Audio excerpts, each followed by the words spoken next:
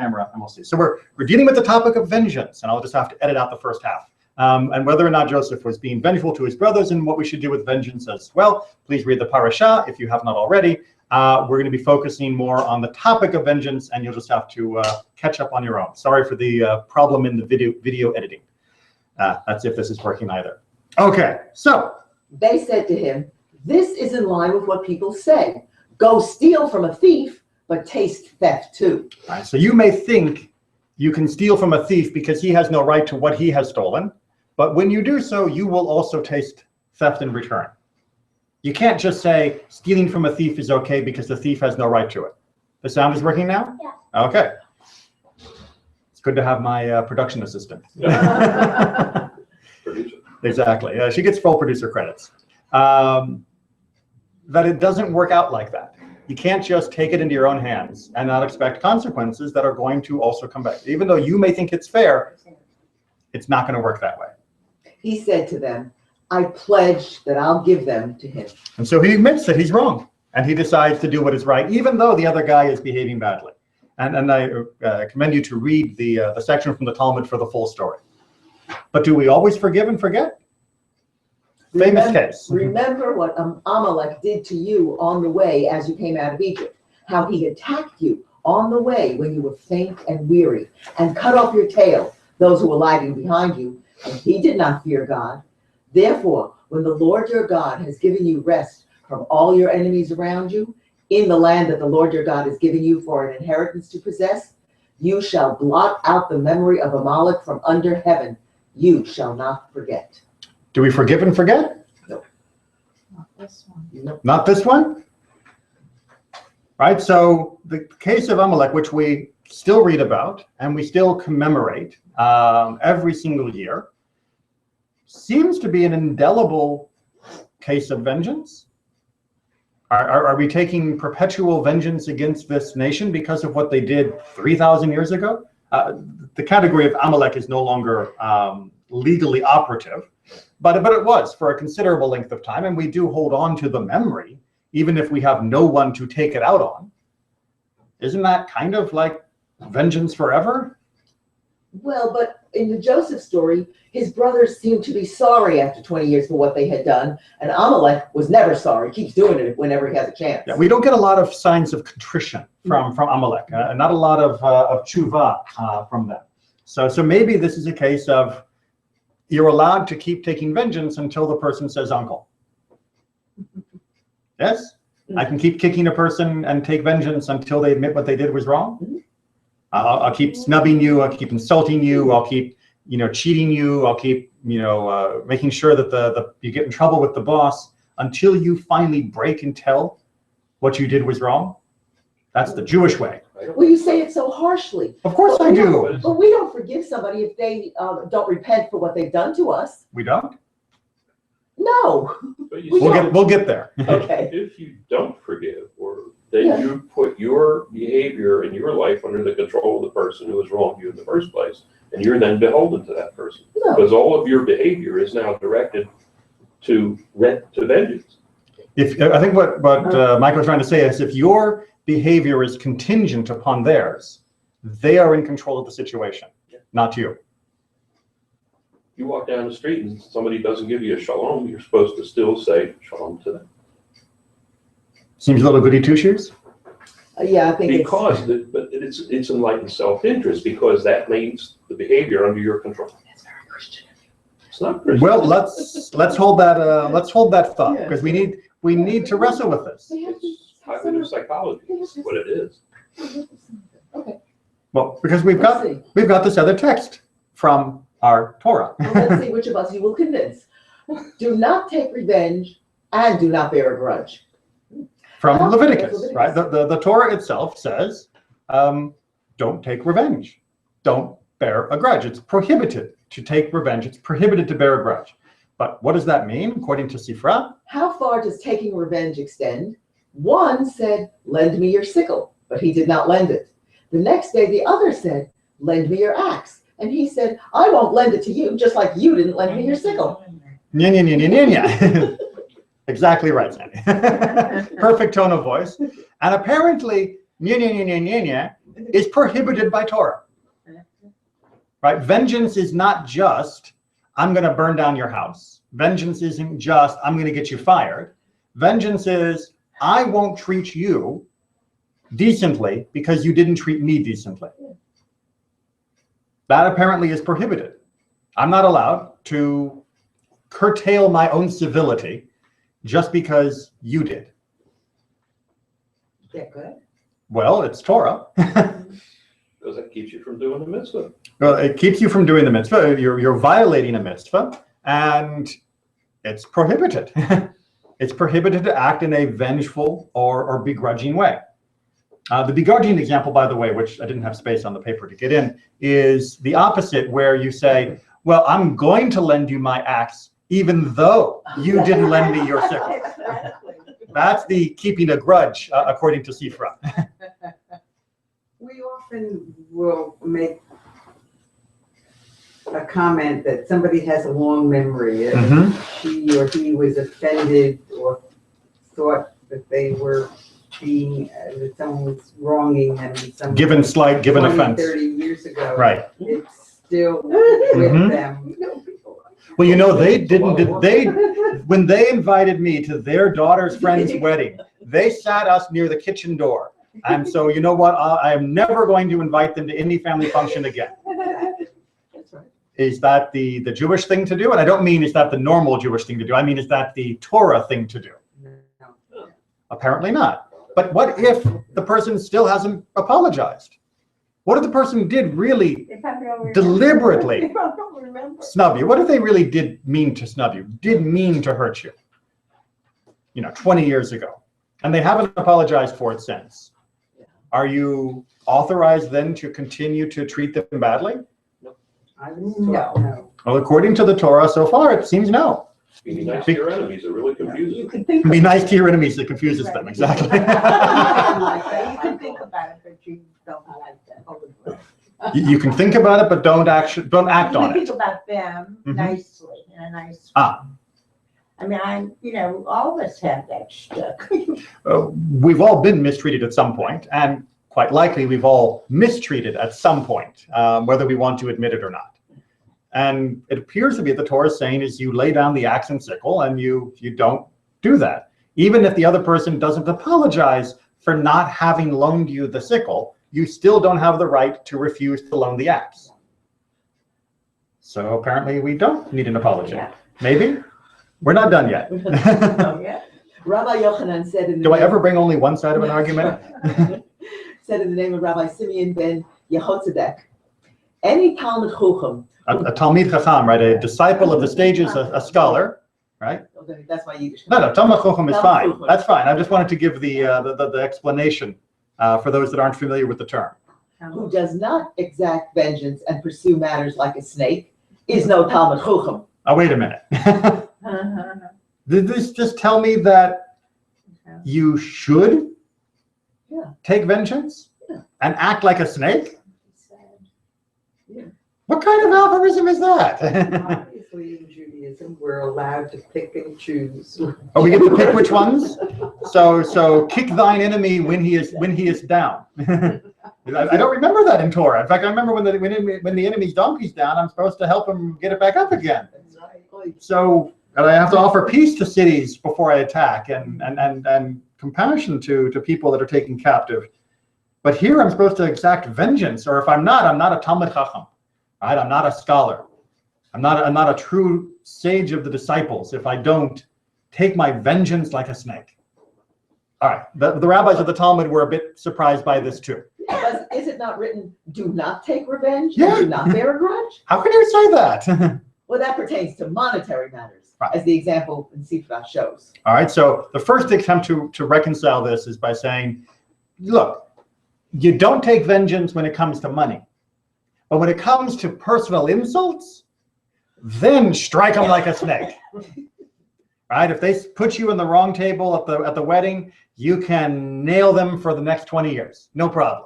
And if you didn't, what kind of person are you? But But does it not also refer to inflicting personal pain?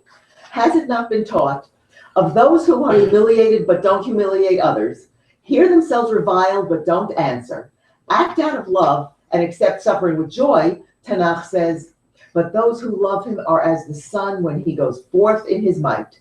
What it means is he keeps it in his heart. Okay, so they say, no. With personal pain too, we have a teaching, from our sages that says, when you have been humiliated, don't humiliate others. When you have heard yourself reviled, don't even respond. Act of love, accept the suffering with joy. Does that sound Christian? Okay. It does sound a little turn the other cheekish. Yeah. And again, I think as Michael was pointing out, that much of this is not just a question of being good or being the better person, but it is also a question of what is best for us. And carrying that hate and anger and vengeance is not usually a healthy attitude. And what they say here is that seems to be saying you have to lay down the axe and sickle, but it just means you don't act on it. That yes, you can carry the anger and the recriminations and the thoughts of vengeance in your heart, but you're not permitted to act on it, which I find is a delightfully dangerous balance. That says it does eat away at you, but if it eats away at you, then you finally recognize the only reason that you should be forgiving is because it helps you. Right? I'm not forgiving him so that he gets away with it scot-free, because I'm already not permitted to punish him personally. And again, remind like over and over again, but I always have to say it just in case someone missed that other discussion. If someone has done something criminally wrong or which demands, full financial restitution, we are perfectly right to take them to court or to turn them into the authorities so that they can be punished. We're not talking about forgive and forget the fact that someone burnt your house down, or that is something for the authorities to deal with. We're talking about issues where you feel wrong or even have been wrong, but you can't get judicial satisfaction. And it's saying not only don't seek vengeance, don't steal a sheep because he stole one of your sheep, but you couldn't prove it. But it also says, even though he insulted you, don't insult him. And although we should lay down the grudge, technically, no, the law doesn't force us to lay down the grudge in our heart. You can carry that pain as long as you're stupid enough to do so. Because the law can't force you to change that feeling, but it can say you don't get to act on it. But has not Rabbah said, he who overlooks insult done to him has the insults that he has done overlooked. Right? If you forgive others, then things you have done will be forgiven. Well, but that speaks of a case in which the other sought true reconciliation. Yeah, but only if they've actually asked for forgiveness. Yeah. And to come back to your question about Amalek, right? Well, Amalek never asked for forgiveness, therefore we don't have to forgive them and we can pursue them to the ends of the earth. Yes. But should we? Because everything else we've been saying is saying that a good person doesn't do that. And I'd like to posit, before we get to our final story, that one of the reasons why the story of Amalek was kept and why the command to remember Amalek was made was precisely because every other indication in Torah was that we shouldn't. That without the explicit mitzvah of remember Amalek and to pursue them during the time of the judges and the kings, we would have followed all the other teachings of Torah, which said not to bear a grudge, not to seek vengeance, and to offer peace. But because Amalek was a particular spiritual infection and unique in all of history, we were not allowed to offer them forgiveness, and we were not allowed to put down the sword of vengeance. But it's only for Amalek that was true, and that's why it had to be spelled out. In most other cultures, you wouldn't have to spell out, take vengeance on your enemies, because that would be the norm. But in Torah, because we knew that everything else in Torah said, don't take vengeance, for Amalek, which was a unique case, God had to force us to take vengeance. Does that make sense? So the degree of the offense is what? Well, it's not just a degree, but it's you should, as a rule, not take vengeance. But if God orders you to take vengeance, then you can, but only if God orders you to take vengeance. In all of the cases, you should try to find a way for reconciliation, for peace, even if it means massaging the words, even if it means looking for hints of reconciliation and of forgiveness, as we looked for the idea that the brothers were coming down as brothers rather than coming down as the sons of Jacob, we should look for ways to try and avoid vengeance and retribution, because that's the higher path, which is what our final text is going to give But us. this is not part of these circumstances, because have we not been taught that the descendants of Amalek, for instance, are Hitler? And we're not. Well, no, we haven't actually been taught that. There have been people who have made those claims, absolutely. But one of the descendants of Amalek was also on the Sanhedrin. Well, one of the descendants of Haman, particularly, specifically, is said to have been on the Sanhedrin. So you can't just say, you are, therefore you must die, because our sages have already said that the age of pursuing Amalek to destruction is no longer with us. That category of people has been dispersed. Just when I thought I had it straight. Okay. Yeah, well, Some porters broke a barrel of wine that belonged to Rabba bar Rav Huna. He seized their clothes in restitution, and they went and complained to Rav. He said, return their clothes. He said to him, is that the law? wait, sorry. So let me make sure you understand this. So you got the guys who are carrying the wine, the movers, and they break it while they're moving it. And so Rav Huna takes their cloaks as compensation. You broke my wine, I demand compensation, and I'm seizing property as collateral against this claim. I mean, that's perfectly fair, and indeed, the law is on his side. That is to say, Jewish law is on his side. If you hire workers to do a job, and through their negligence, they break it, they are liable for the payment for the breakage. That's part of the contract. So is that the law? He said to him, yes, it is, so that you may walk in the way of good men. So Rav says, for you, yes, that's the law. It's not the law as the Mishnah teaches it, but in this circumstance, for you, my friend, you will walk a higher path.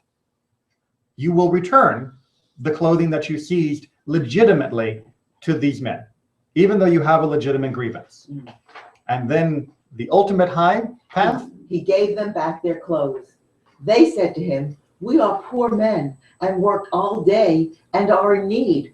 Are we to get nothing for our work? So this is what's known as chutzpah. Yes. Right? They worked for him the whole day, and they broke his stuff, and they're not going to pay the damages, and they want to be paid for the job.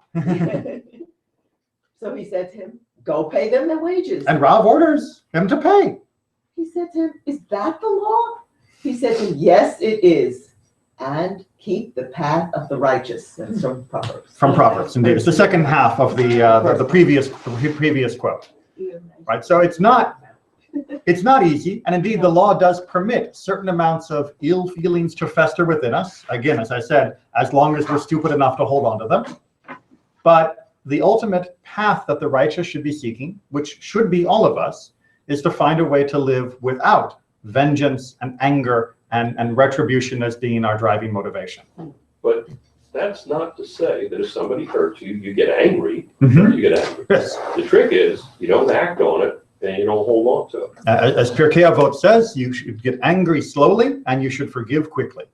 That best to avoid anger in the first place, but if you come to a situation where you're going to get angry, make sure it comes slowly rather than fiery and instant. And once there's an opportunity to forgive, lay it down as quickly as possible. And that, again, is not just good because it's good for other people, it's good for us. It's good for us because the only person who is going to be taking vengeance like a snake, the only person that's actually going to be hurt by that is you. Have you ever met someone who you consider bitter and angry and they're nasty all the time and irritable? And the reason they are is because they hold on to past grudges.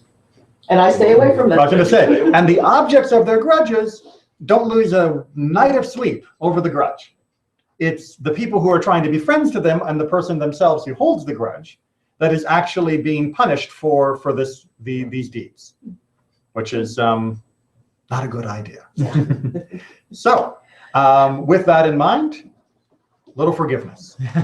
And I'm sorry, I seek forgiveness from all of our viewers for the technical difficulties of the sound. Hopefully, at least the second half came through and is worth listening to. I'll try to make sure I edit out the first half. All right, take care, everyone.